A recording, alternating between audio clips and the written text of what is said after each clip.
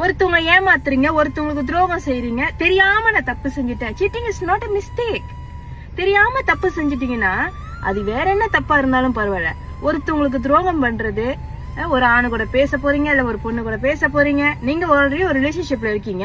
ஏன் உங்களுக்கு தெரியாது இந்த மாதிரி பண்ணக்கூடாது, இந்த மாதிரி பண்ணா அவங்களுக்கு மனசு கஷ்டப்படும்?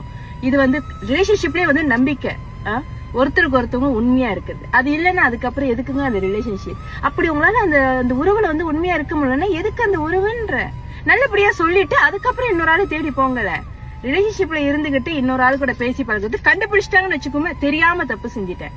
தெரியாம தப்பு செய்யல, தெரிஞ்சுதான் தப்பு செஞ்சிட்டீங்க. நீங்க என்ன நினைச்சீங்கன்னா மாட்டிக்க மாட்டீங்கன்னு நினைச்சீங்க.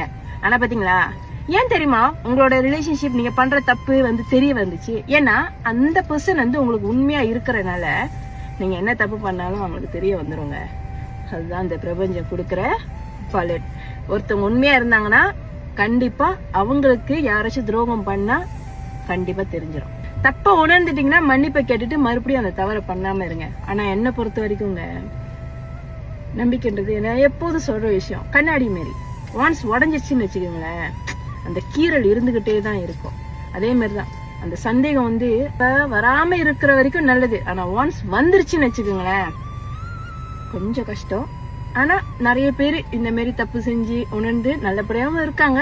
சில பேரு இன்னும் முட்டாளாக்கிட்டு இருக்கும் இருக்காங்க. ஸோ நம்ம கையில தான் இருக்கு. Seating is not a mistake. நீங்க செஞ்ச தப்ப நியாயப்படுத்தாதீங்க. தப்ப உணர்ந்துட்டீங்கன்னா போய் மன்னிப்பை கேட்டுட்டு திரும்ப தப்பு பண்ணாம இருங்க. அதுதான் அழகு. நன்றி.